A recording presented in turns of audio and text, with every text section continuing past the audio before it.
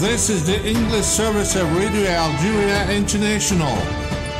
It's time for the news. The fourth edition of the African Startup Conference, the largest event dedicated to this type of enterprises in Africa, kicks off today in Algiers with over 25,000 participants. The African Union and the United Nations have hailed the signing in Washington of a comprehensive peace agreement between Rwanda and the Democratic Republic of the Congo aimed at putting an end to the decades-long conflict between the two countries. And the draw for the 2026 FIFA World Cup held last evening at the John F. Kennedy Center for the Performing Arts in Washington, D.C. has revealed Algeria's opponents for the first round of the tournament.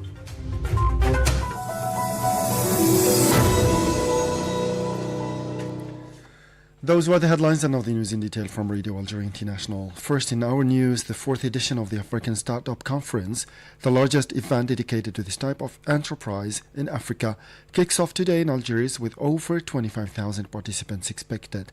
Organized under the theme Raising African Champions, the conference takes place from today until next Monday at the Abdeltaif Rahal International Conference Center under the high patronage of the President of the Republic, Ms. Abdelmajid Tebboune.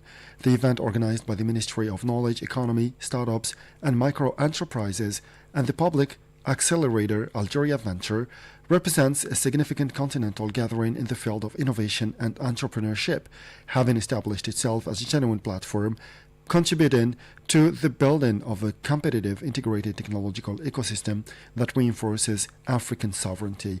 The President of the Republic emphasized during a recent cabinet meeting the importance of this event, describing it as a vital artery connecting African countries with the world. In addition to the ministerial summit, which will include more than 35 official delegations, the conference will highlight the successes of African champions who have built companies that achieve considerable turnover and contribute to the development of the real economy in African countries. Discussions will also address various current issues, including technological developments, the state of telecommunications infrastructure, the climate impact of the digital sector, and digital solutions for enhancing climate resilience. It's worth noting that Rwanda is this year's guest of honor, thanks to the significant progress it has made in the field of innovation and Algeria's commitment to strengthening its cooperation with leading African nations in the field of entrepreneurship. Covering the event, our reporter on the spot, Morad Eit Mukhtar, spoke to Pacific Twizire, Head of Research and Development at QD Global Software from Rwanda, who said the following. Yeah, so we're excited to come on this African Startup Conference, and we hope to see where Africa is going in terms of creating jobs, but more interested in technology, because we know that technology can change the world. So yeah, we are very excited to see how African startups are also growing, are also taking a step to lead the world and to change the world. And where I come from in the company, we do more of cybersecurity and developing systems for government. But yeah, we first secure, we develop it, we deploy. And then we are also hoping that we can network and get to have a B2B meeting with other institutions so that we can leverage from their services, or they can also leverage from our services. Our colleague also spoke to Mr. Davidson Artero, head of Nubia Capital Fund from Nigeria. We are at the startup conference in Algeria because we've seen what has happened over the last few years with Algeria taking the lead when it comes to building an ecosystem that encourages investments on the continent. We're looking forward to being able to engage with some of the startups here with the potential of actually investing in Algeria. We've already started some of those conversations with some of the government officials that work with the startup fund, and so we were invited to be able to meet with the startups and then be able to look at what they are doing. How do we come in and what can we do to be part of this ecosystem? So basically excited to be here and looking forward to joining the conversations towards Africa. It's worth recalling that the Startup Conference provides a genuine platform for collaboration, dialogue, and the exchange of expertise in the fields of innovation and entrepreneurship, allowing participants to access African and global markets as well as potentially secure international funding to realize their innovative projects. By organizing this conference, Algeria reinforces its position as a key player in hosting major trade and technology events at the continental level and underscores its pivotal role in building an integrated African economy based on knowledge and modern technologies. The Speaker of the National People's Assembly, Ibrahim Boughali, and President of the Arab Interparliamentary Union is participating as from today in the 23rd edition of the Doha Forum held in the Qatari capital, Doha. A statement issued by the Assembly indicated that the forum held under the theme Consolidating Justice from Promises to Tangible Reality is one of the most prominent global platforms for dialogue, policy formulation, and exploring avenues of cooperation between countries in a way that brings together leaders, policymakers, and experts from various disciplines. Algeria has presented in Geneva, Switzerland, its pioneering experience in mine clearance through purely national capabilities and the mechanisms the state has implemented to protect and support victims of anti-personnel mines, reaffirming its full commitment to the Convention on the Prohibition of the Use, Stockpiling, Production, and Transfer of Anti-Personnel Mines and their Destruction. This came during the 22nd meeting of states parties to the Convention on the Prohibition of the Use, Stockpiling, Production, and Transfer of Anti-Personnel Mines and their Destruction, held in Geneva from December 1st to 5th. Discussions at the meeting, chaired by Japan, focused on progress made in implementing the Siam, RIAP, and GOC Action Plan 2025-2029 and prospects for achieving universality of the Convention. During the meeting, Algeria highlighted its active engagement in this field at the international level through its adoption of several initiatives, such as organizing the African International Conference on Mine Action in collaboration with the Convention's Implementation Support Unit, held in Algiers on May 30th and 31st, 2023, and submitting Resolution 5822 on the impact of anti-personnel mines on human rights, which was unanimously adopted by the Human Rights Council in April 2025. In this context, Algeria also mentioned the exhibition currently being organized by its permanent mission in New York in partnership with the United Nations Mine Action Service, devoted to humanitarian disarmament and the fight against anti-personnel mines.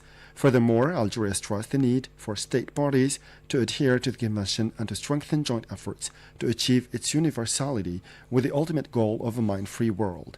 As the upcoming chair of the Article 5 Committee of the Convention, Algeria presented its priorities for 2026, as well as a report on progress made in mine risk education in its capacity as the focal point in this area. It is worth noting that this meeting was marked by the withdrawal of 5 countries, namely Finland, Estonia, Latvia, Poland, and Lithuania. The Secretary of State to the Minister of State for Hydrocarbons and Mines, Karima Bekir Taffer, in charge of mines, has held bilateral meetings on the sidelines of her participation in the final day of the Resourcing Tomorrow Global Mining event in London. Ms.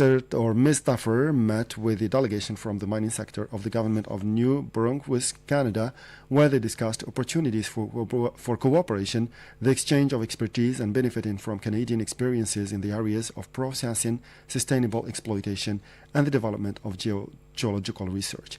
The Resourcing Tomorrow Global Mining event took place in the British capital, London, from December 1st to 4th, under the theme Securing Minerals and Resources Empowering the Future. Shifting now to the Middle East, where the Palestinian Foreign Ministry has held the adoption by the UN General Assembly of 5 resolutions, including the renewal of UNRWA's mandate. It was quoted by the news agency WAFA as saying that the state's decision to back the UN agency's renewal and the major and unprecedented support translated the position of the Palestinian issue in the world's conscience. It also translates a clear rejection of the Israeli occupation policies and its continued attacks against the Palestinian people in both the Gaza Strip and the West Bank, including occupied Al-Quds. This came as Spain's Foreign Minister José Manuel Álvarez stressed the importance of fulfilling the Palestinians' right to set up an independent state and to live peacefully. Addressing the Doha Forum conference, he highlighted the importance of implementing the peace accord for Gaza to end occupation and to help restore peace and security. Let's listen to him. It's very clear that to work for peace, and in the Middle East, peace means the two-state solution with a real and viable Palestinian state living in good neighborhood with the Israeli state gives you leverage. Working for peace always gives you leverage. At the time some people criticize us, say that we were alone, that it was a void movement. When we see the wave of recognition that came right after, with many members that are permanent members of the Security Council, you realize that we were not alone, we were the first, and we were leading the way towards what we all know, including the Israeli people, that is the real path for security and for peace for both Palestinians and Israelis. We did the recognition because of justice, because it's justice for the Palestinian people. I don't see why in the world we would assume that the Palestinian people is the only people in the world that are eternally condemned to be a people of refugees. And the African Union and the United Nations have held a signing in Washington of a comprehensive peace agreement between Rwanda and the Democratic Republic of the Congo, aimed at putting an end to the conflict opposing the two countries for several decades. The head of the AU Commission, Mahmoud Ali Yusuf, described as a decisive stage towards peace, security, and stability in the Great Lakes region. Earlier, the UN Secretary General Antonio Guterres' spokesman, Stefan Dujarric, praised the signing of the peace agreement as a major progress and an essential step to restore confidence between the two countries. Let's listen to Mr. Dujarric. The Secretary General underscores that these agreements represent a critical step towards restoring trust between the Democratic Republic of the Congo, Rwanda, in advancing efforts for lasting peace in the Eastern Congo, in the Eastern Democratic Republic of the Congo. The Secretary General also welcomes the significant progress made under both the Doha and African Union-led progress. He urges all parties to honor the commitment they have undertaken, including the respect of a permanent ceasefire as called for by Security Council Resolution 2773. The Secretary General reiterates that the United Nations, including the UN peacekeeping mission in the DRC, MONUSCO, stand ready to continue supporting all efforts towards sustainable peace and stability in the Democratic Republic of the Congo and the wider region. And finally, the draw for the 2026 FIFA World Cup held last evening at the John F. Kennedy Center for the Performing Arts in Washington, D.C. has revealed Algeria's opponents for the first round of the tournament. The Algerian national football team, the Desert Foxes, has been drawn up into Group J alongside defending World Cup champions Argentina, Austria, and Jordan. And with this, we come to the end of this news bulletin. Time now for our weekly program with our colleagues Marim Barshi. Thank you so much and see you tomorrow.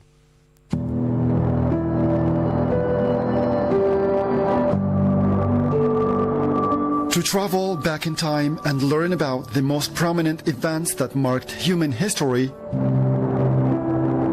no need for a time machine. Echoes of Time with our colleague Mariam Bershi is your only address.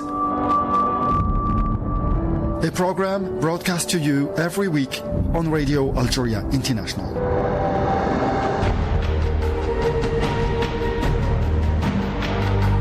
Welcome to Echoes of Time, the program where we travel across centuries to uncover the defining moments that shaped human civilization. I'm your host, Marim Barshi, and today we're stepping into the Yamato period of Japanese history, spanning roughly from the 3rd to the 7th centuries.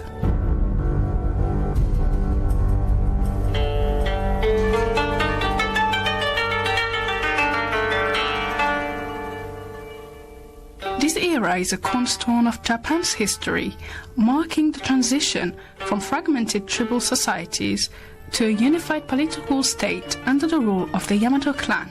It is a time when myth meets history and the foundations of modern Japan were laid. Let's begin our journey back in time.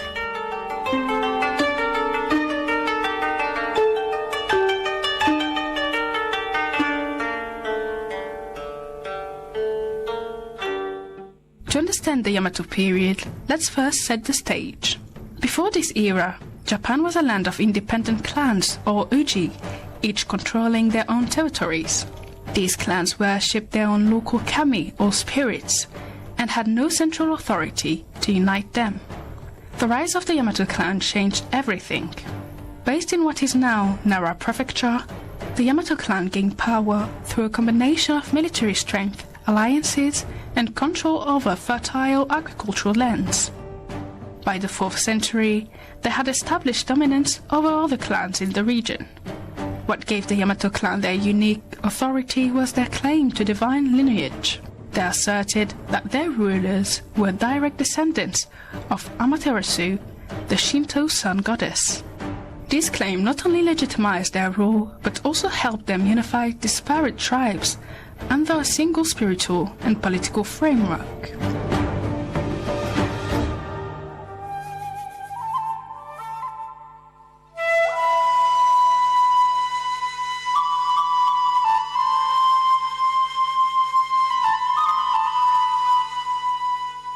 During the Yamato period, the rulers didn't rely solely on divine claims to maintain power.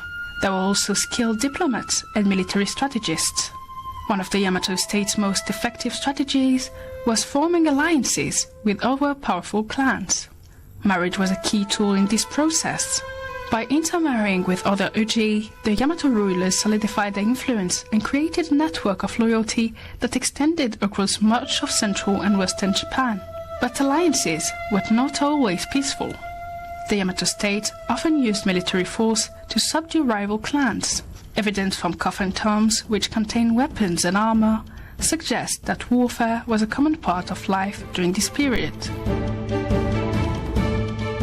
By the 5th century, the Yamato rulers had established themselves as the central authority in Japan, with other clans recognizing their supremacy.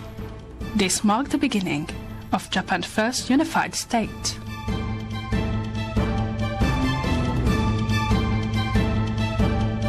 One of the defining features of the Yamato period was Japan's growing interaction with the Asian continent, particularly with China and Korea. These relationships were instrumental in shaping the Yamato state. From Korea, the Yamato rulers adopted critical technologies such as iron tools, advanced agricultural techniques, and horse riding skills. These innovations not only improved productivity, but also strengthened their military capabilities. From China, the Yamato rulers received even greater influence. By the 5th century, Japanese envoys were traveling to Chinese courts, and Chinese culture began to leave its mark on Japan. One of the most significant imports was the Chinese writing system. The introduction of kanji revolutionized governance by allowing the Yamato rulers to record laws, communicate more effectively, and strengthen their administration. Imagine the transformative impact of writing. For the first time, the Yamato state could issue decrees and record history, establishing a sense of continuity and structure that unified their people. Another major influence was Buddhism, which arrived in Japan from the Korean kingdom of Baekje in the mid-6th century. Initially met with resistance, it was eventually embraced by the Yamato rulers as a means of enhancing their prestige and aligning themselves with continental powers.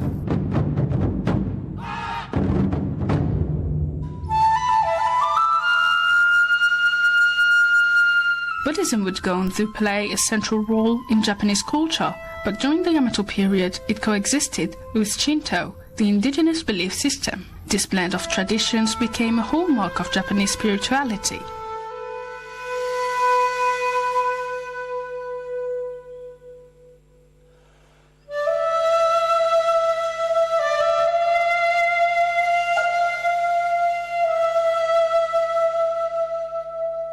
The Yamato period is often referred to as the coffin era, named after the massive burial mounds built for the elite. These tombs, shaped like keyholes, are some of the most iconic symbols of this era. The largest coffin, the Daisen Euro coffin, is believed to be the resting place of Emperor Nintoku. Measuring over 500 meters in length, it's one of the largest tombs in the world.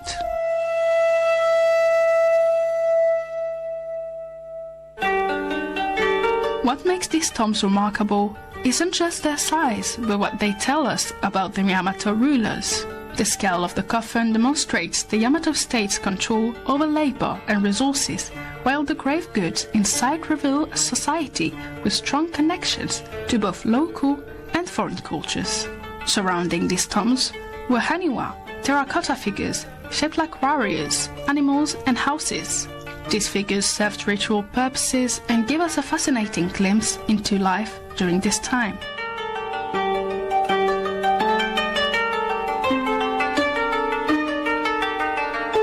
By the late 6th century, the Yamato state began to evolve.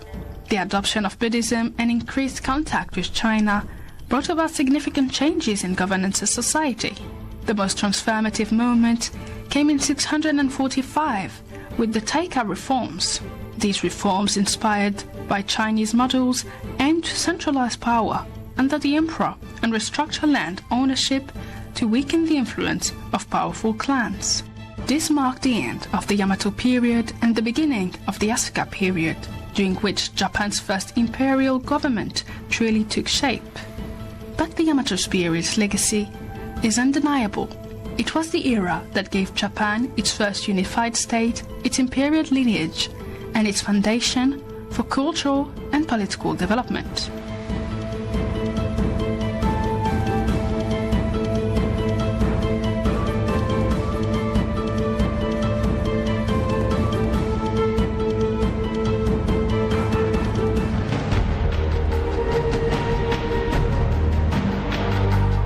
As we close today's journey through the Yamato period, let's reflect on its historical significance. This was a time of unification, innovation, and transformation, a period when the seeds of modern Japan were planted. Thank you for joining me, Mariam Bershi, on this exploration of history. Be sure to tune in next week for another episode of Echoes of Time, where we uncover the stories that continue to shape our world. Until then, stay curious and keep listening to the echoes of the past.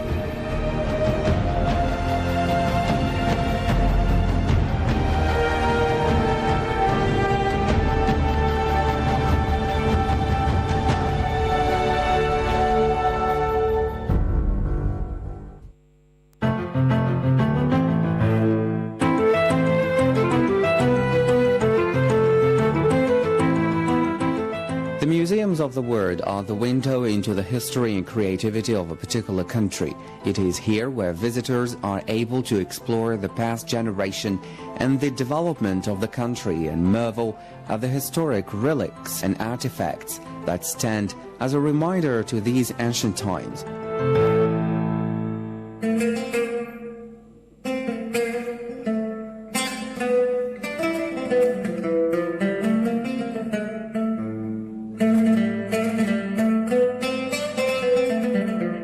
Algeria, the National Museum of Antiquities in Algiers is one of the most fascinating and comprehensive museums in the country.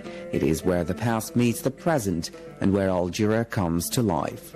What makes the National Museum of Antiquities so unique is the fact that it does not only showcase pieces and history of Algiers, but has a wonderful collection that has been sourced from towns and cities across the country.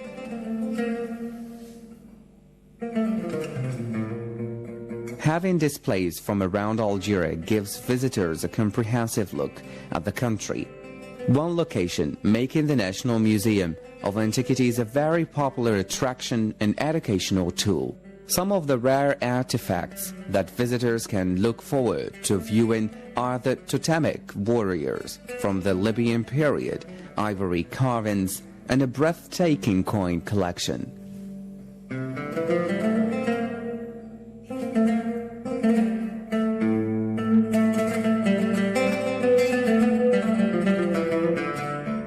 The sculptures that are located throughout the museum are magnificent and include the 3rd century child with an eagle, a sculpture from Shachel, and wonderful bronzes. The museum is also home to an extensive art collection, ancient mosaics, and dozens of priceless manuscripts.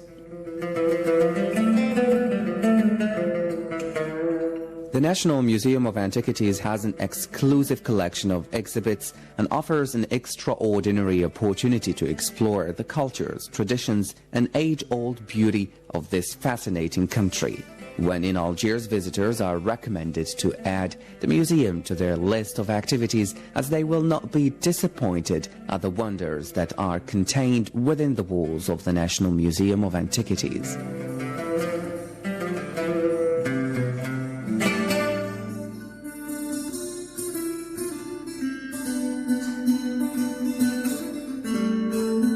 From the capital Algiers to the western city of Tlemcen, the town of Tlemcen is noted for its flourishing vineyards and olive plantations, as well as its carpet, textile, and leather handicrafts.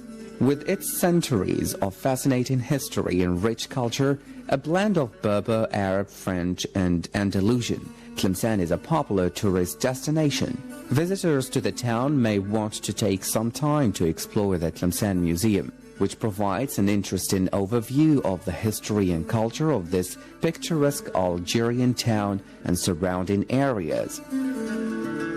Originally housed in the Sidi Bel Hassan Mosque in Tlemcen, the museum collection has been moved to a college building which was built in 1905.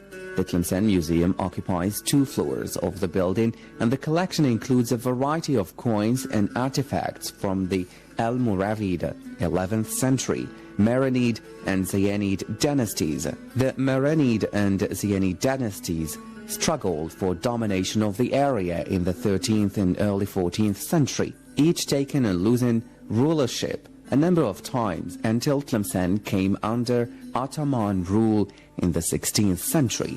Following a decade of resistance, Tlemcen succumbed to the French in 1842.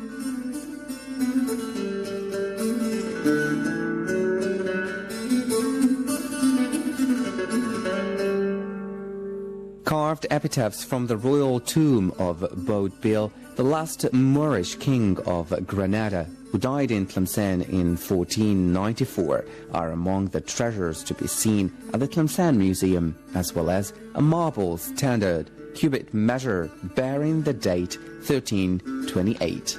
Also displayed at the museum are some amazing oil paintings by Algerian artist Abdel Halim Hamesh dating back to the 1940s.